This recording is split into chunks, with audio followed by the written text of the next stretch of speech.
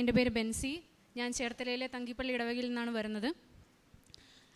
ആദ്യം തന്നെ ഞാൻ മാതാവിനോട് മാപ്പ് ചോദിക്കുകയാണ്. കാരണം ഞാനിവിടെ നാട്ടിൽ വന്നിട്ട് എന്നാണോ നാട്ടിൽ വരുന്നത് പിറ്റേ ദിവസം തന്നെ ഇവിടെ വന്നിട്ട് മാതാവിനോട് ഈ സാക്ഷ്യം പറഞ്ഞേക്കാന്നാണ് ഞാൻ നേർന്നത്. പക്ഷേ എനിക്ക് വരാൻ സാധിച്ചില്ല. ഞാൻ ഇപ്പോഴാണ് ഒന്ന് സാക്ഷ്യം പറയുന്നത്. ഇതെൻ്റെ രണ്ടാമത്തെ സാക്ഷ്യമാണ്. ഞാൻ മുംബൈയിലാണ് വർക്ക് ചെയ്യുന്നത്. ഞാൻ പഠിച്ചത് എയർക്രാഫ്റ്റ് മെയിൻ്റനൻസ് എഞ്ചിനീയറിംഗ് ആണ്. എയർക്രാഫ്റ്റ് മെയിൻ്റനൻസ് എഞ്ചിനീയറിംഗ് പഠിച്ചു കഴിഞ്ഞ് ഞാൻ ഇപ്പോൾ ജുഹു എയർപോർട്ടിൽ, മുംബൈയിലെ ജുഹു എയർപോർട്ടിലാണ് വർക്ക് ചെയ്യുന്നത്. അവിടെ ജോലി കിട്ടിയതായിരുന്നു എൻ്റെ ആദ്യത്തെ സാക്ഷ്യം. അത് മാതാവിൻ്റെ അനുഗ്രഹം കൊണ്ട് തന്നെയാണ് എനിക്ക് അവിടെ ജോലി കിട്ടിയതും. ഇപ്പോൾ ഈ കോഴ്സ് പഠിച്ചു കഴിഞ്ഞിട്ട് നമുക്ക് ജോലിയുടെ ഭാഗമായിട്ട് നമുക്ക് 10 മൊഡ്യൂൾ എക്സാം ക്ലിയർ ചെയ്യാനായിട്ടുണ്ട്. 10 പേപ്പർ നമുക്ക് ക്ലിയർ ചെയ്യണം. ഞാൻ 9 മൊഡ്യൂൾ ഓൾറെഡി ഞാൻ ക്ലിയർ ചെയ്തു. ഇത് ലാസ്റ്റ് മൊഡ്യൂളാണ് എൻ്റെ മൊഡ്യൂൾ 13.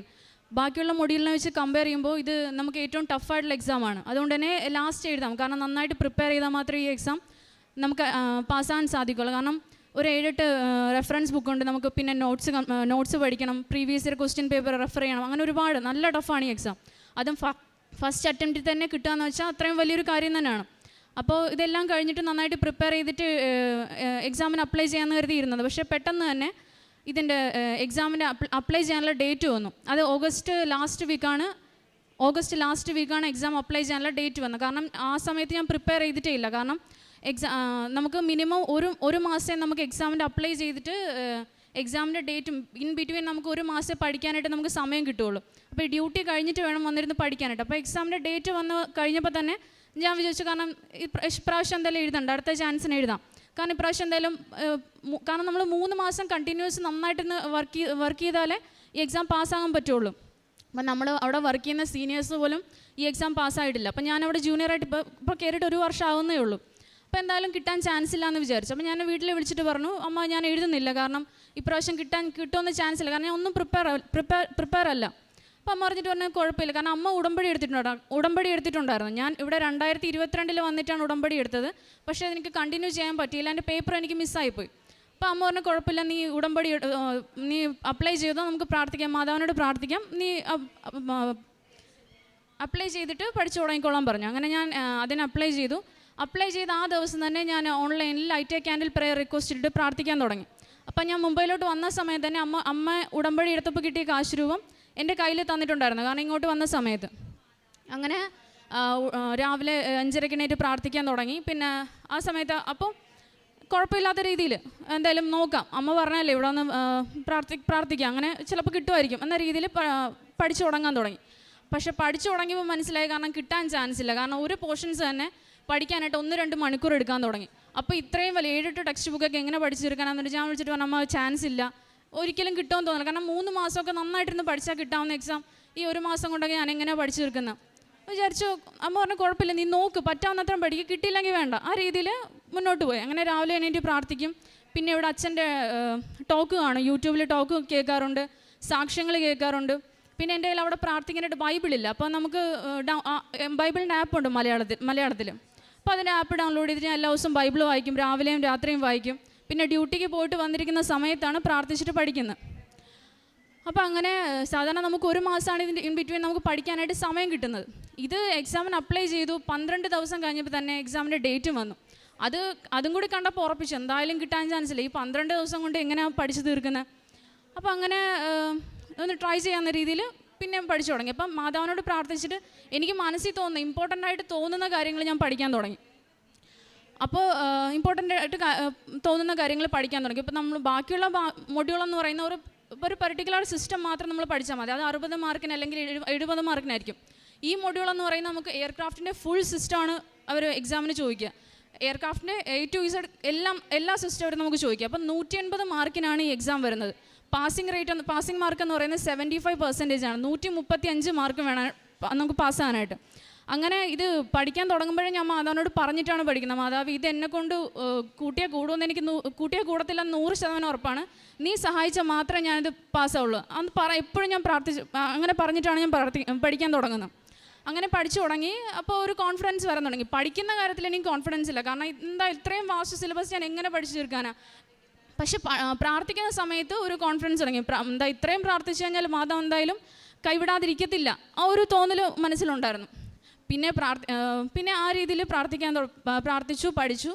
എക്സാം എനിക്ക് സെപ്റ്റംബർ 13 ആയിരുന്നു എക്സാം ഡേറ്റ്. അങ്ങനെ ഞാൻ എക്സാമിന് പോയി. എക്സാമിന് നമുക്ക് കയ്യിലൊന്നും പിടിക്കാനോ വാച്ചൊന്നും കെട്ടാനോ സമ്മതിക്കത്തില്ല. ഓൺലൈൻ എക്സാമാണ്. മുംബൈയിൽ തന്നെയാണ് ഞാൻ സെൻറ്റർ വെച്ചതും. അങ്ങനെ എക്സാമിന് പോയി. അപ്പോൾ ഒന്നും പിടിക്കാൻ സമ്മതിക്കാത്ത കാരണം കാശ് രൂപ ഞാൻ എൻ്റെ ചെയിനിലിട്ടിട്ടാണ് ഞാൻ എക്സാം ഹാളിൽ കയറിയത്. അപ്പോൾ അതിനു മുന്നേ നമ്മുടെ തൈലം, ഉടമ്പടി തൈലം ഞാൻ എൻ്റെ നെറ്റിയിൽ കുരിശ് വരച്ചിട്ടാണ് കയറിയത്. അപ്പോൾ അതിൻ്റെ തലേ ദിവസം അമ്മ വിളിച്ചിട്ട് പറഞ്ഞു, നീ പേടിക്കണ്ട. അപ്പോൾ നല്ല ടെൻഷനായിരുന്നു ഈ എക്സാമിന് പോകാനായിട്ട്. അപ്പം നീ പേടിക്കണ്ട, അമ്മ നീ എക്സാം എഴുതുന്ന സമയത്ത് ഞാനിവിടെ വന്ന് കൃപാസനത്തിൽ വന്ന് പ്രാർത്ഥിച്ചോളാം, എക്സാമിൻ്റെ സമയത്ത് ഞാനിവിടെ ഉണ്ടാവും എന്ന് പറഞ്ഞായിരുന്നു. അത് കേട്ടപ്പോൾ എനിക്കൊരു ധൈര്യം. ഞാൻ എക്സാം എഴുതുന്ന സമയത്ത് അമ്മ കൃപാസനത്തിലുണ്ടെങ്കിൽ ഉറപ്പായിട്ട് ഞാൻ പാസ്സാവും. ആ ഒരു പ്രാർത്ഥനയുടെ ബലത്തിലാണ് ഞാൻ എക്സാം എഴുതാൻ ആ ധൈര്യത്തിൽ പോയത്. അങ്ങനെ എക്സാം ഹാളിൽ കയറി. നമുക്ക് 2.5 മണിക്കൂറാണ് എൻ്റെ എക്സാം ടൈം എന്ന് പറയുന്നത്. അങ്ങനെ 12:30ക്കാണ് എക്സാം സ്റ്റാർട്ട് ചെയ്തത്. അങ്ങനെ എക്സാമിന് കയറി. തൈലം ഞാൻ കുരിശ് വരച്ചു, വിശ്വാസ പ്രമാണം ചൊല്ലി കുരിശ് വരച്ചു. എക്സാമിന് കയറി. കാശ് രൂപ എൻ്റെ കഴുത്തിലുണ്ടായിരുന്നു. അപ്പോൾ നമുക്ക് 1 മണിക്കൂർ മുന്നേ നമുക്ക് കയറ്റും. 11:30 ആയപ്പോൾ തന്നെ നമുക്ക് എക്സാം ഹാളിൽ കയറ്റി. അപ്പോൾ 1 മണിക്കൂർ നമുക്ക് കുറച്ച് പ്രോസസ്സുണ്ട് അതിൻ്റെ കാര്യങ്ങൾ. അപ്പോൾ അതിന് എക്സാം സീറ്റിലിരുന്നു.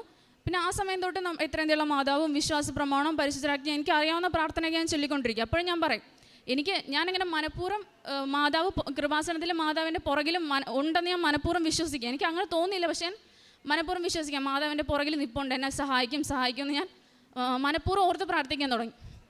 അങ്ങനെ എക്സാം സ്റ്റാർട്ട് ചെയ്തു. 12:30 ആയപ്പോൾ എക്സാം സ്റ്റാർട്ട് ചെയ്തു. അപ്പോൾ ഞാൻ മാലയിലുള്ള കാശ് രൂപേനെ കയ്യിൽ പിടിച്ചിട്ടുണ്ടായിരുന്നു. അപ്പോൾ അവർക്കൊന്നും പറയാൻ പറ്റത്തില്ല, നമ്മൾ മാലയല്ല ഇട്ടിരിക്കുന്നത്. അപ്പം അങ്ങനെ പിടിച്ചു. എക്സാം കഴിയണവരെ ഞാൻ അങ്ങനെ പിടിച്ചുകൊണ്ടിരുന്നത്. അങ്ങനെ എക്സാം സ്റ്റാർട്ട് ചെയ്തു. നമുക്ക് 180 ക്വസ്റ്റ്യൻസ് ആണുള്ളത്. ഓരോ ക്വസ്റ്റ്യൻ 1 മാർക്ക് വീതം, 135 മാർക്കാണ് പാസ്സാകാൻ വേണ്ടത്. അങ്ങനെ എക്സാം തുടങ്ങി. മൊത്തത്തിൽ എനിക്കറിയാവുന്നത് 180 ക്വസ്റ്റ്യനിൽ 40%, ഒരു 40-45 ക്വസ്റ്റ്യൻ മാത്രമേ എനിക്ക് ഡയറക്റ്റായിട്ട് അറിയാവുന്നതുണ്ടായിരുന്നുള്ളൂ. ബാക്കിയുള്ളതൊക്കെ എനിക്ക് ഏത് പോർഷൻസിൽ നിന്നാണ് ചോദിച്ചതെന്നറിയാം, പക്ഷേ കറക്റ്റായിട്ട് എനിക്ക് ആൻസർ അറിയില്ല, കൺഫ്യൂസിങ് ആണ്.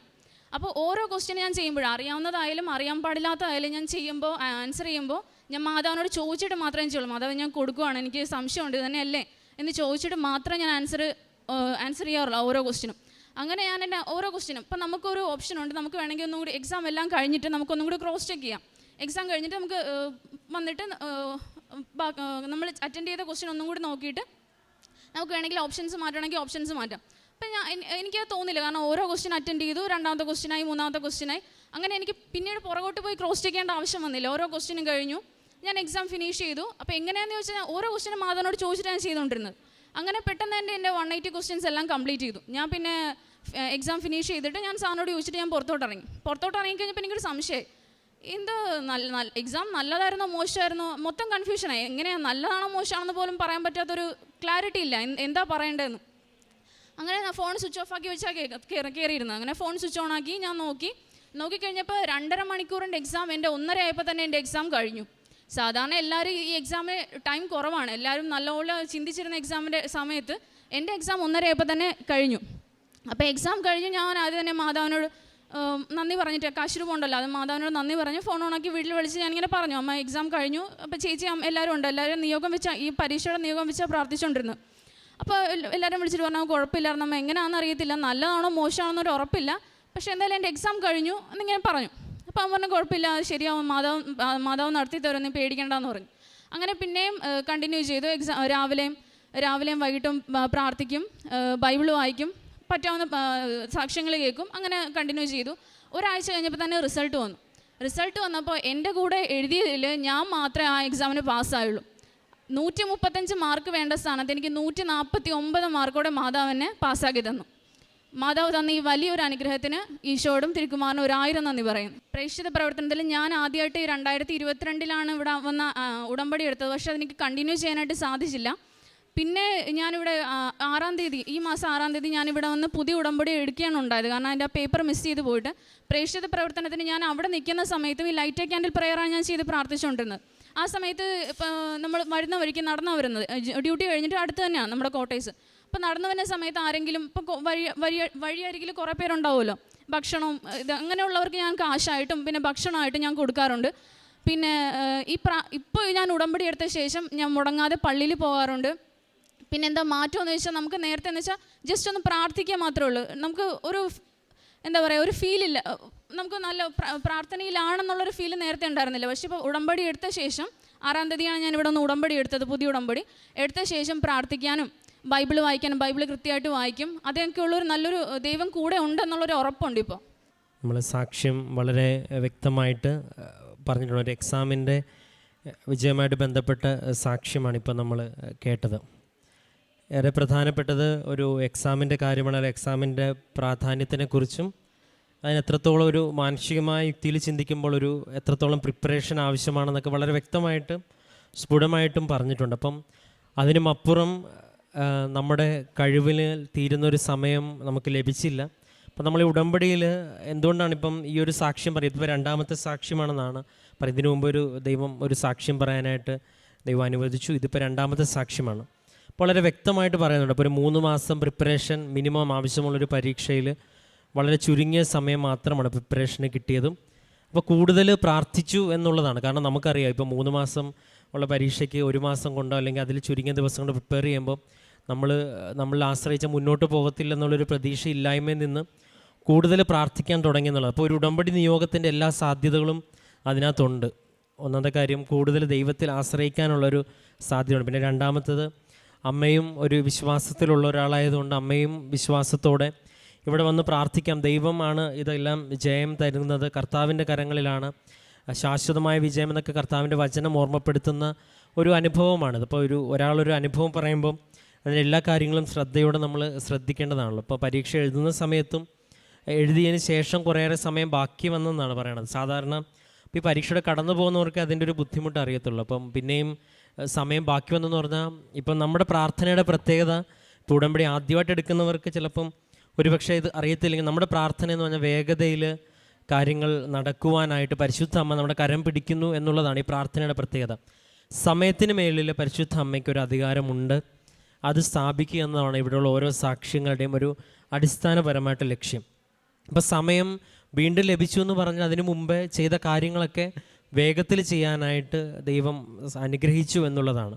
അത് ഉറപ്പുവരുന്ന രീതിയിൽ റിസൾട്ട് വന്നപ്പം അങ്ങനെ ഒരു നല്ലൊരു വിജയം കൂടെ പ്രിപ്പയർ ചെയ്ത് എഴുതിയതിനേക്കാൾ കൂടുതൽ ദൈവം നല്ലൊരു വിജയം നൽകിയെന്നും പറയുന്നു. അപ്പം ഈ അനുഭവം ചെറുതാണെങ്കിലും ഇതിൻ്റെ ഒരു ബോധ്യത്തിൽ നിന്നുകൊണ്ടാണ്. ഇപ്പം ഒരു 10-23 വയസ്സുള്ള ഒരു ചെറുപ്പക്കാരിയായിട്ടുള്ള ഒരാൾ വെറുതെ കയറിയൊന്നും ആരും സാക്ഷ്യം പറയും. ഇവിടെ ഇപ്പോൾ ഒരാൾ അത് പ്രായഭേദമന്യേ ആരും ഇവിടെ സാക്ഷ്യം പറയുന്നവർക്കെല്ലാം ഒരുപക്ഷെ നമ്മളത് മനസ്സിലാക്കാനായിട്ട് പറ്റുന്നുണ്ടോ ഇല്ല എന്നുള്ള രണ്ടാമത്തെ കാര്യം, പക്ഷേ നമ്മൾ വിശ്വസിക്കുന്നുണ്ടെന്നുള്ള രണ്ടാമത്തെ കാര്യം, അതൊന്നും ഇവിടെ വിഷയമല്ല. പക്ഷേ ഈ പറയുന്ന വ്യക്തിയെ സംബന്ധിച്ചിടത്തോളം വ്യക്തമായിട്ടൊരു അനുഭവമായിട്ടാണ് ഈ ആൾത്താരിൽ നിൽക്കുന്നത്. അത് സമയത്തിൻ്റെ ചുരുക്കത്തിൻ്റെ ഒരു കാര്യം പറയാനുണ്ട്. ദൈവത്തിൽ കൂടുതൽ ആശ്രയിക്കുന്നുണ്ട്. ഒപ്പം അമ്മയും ഇവിടെ വന്ന് പ്രാർത്ഥിച്ചു എന്നും പറയുന്നുണ്ട്. അപ്പോൾ ഈ കൂട്ടമായൊരു പ്രാർത്ഥനയും ഒപ്പം വ്യക്തമായിട്ടൊരു പ്രേക്ഷിത പ്രവർത്തനവും കാരുണ്യ പ്രവർത്തനമൊക്കെ അമ്മയോടൊപ്പം ചേർന്ന് നിന്ന് ചെയ്യാനായിട്ടുള്ള ശ്രമമുണ്ട്. ബൈബിള് വായിക്കുന്നുണ്ട്. അപ്പം ഒരു പക്ഷേ കഴിഞ്ഞ ദിവസങ്ങളിൽ സാക്ഷ്യം പറഞ്ഞപ്പോൾ ഒരു കൂട്ടർ പറഞ്ഞു ഈ കൊന്തയൊല്ലുന്നത് സമയം പോക്കായതുകൊണ്ട് ഞങ്ങൾ സാറിന് വീട്ടിൽ കൊന്തയൊല്ലാറില്ല, പിള്ളേർ ആ സമയം കൂടി പഠിക്കട്ടെ എന്ന് പറഞ്ഞൊരു സാക്ഷ്യത്തിൽ നിന്നാണ് പിന്നീട് പഠിച്ച സമയം മാറ്റിവെച്ചാലും പ്രാർത്ഥന മാറ്റരുതെന്നുള്ളൊരു ബോധ്യത്തിലേക്ക് ഒരു വ്യക്തിയെ കൊണ്ട് ഞാൻ എത്തിക്കുന്നത് ഉടമ്പടിയുടെ ഒരു അത്ഭുതമാണ്.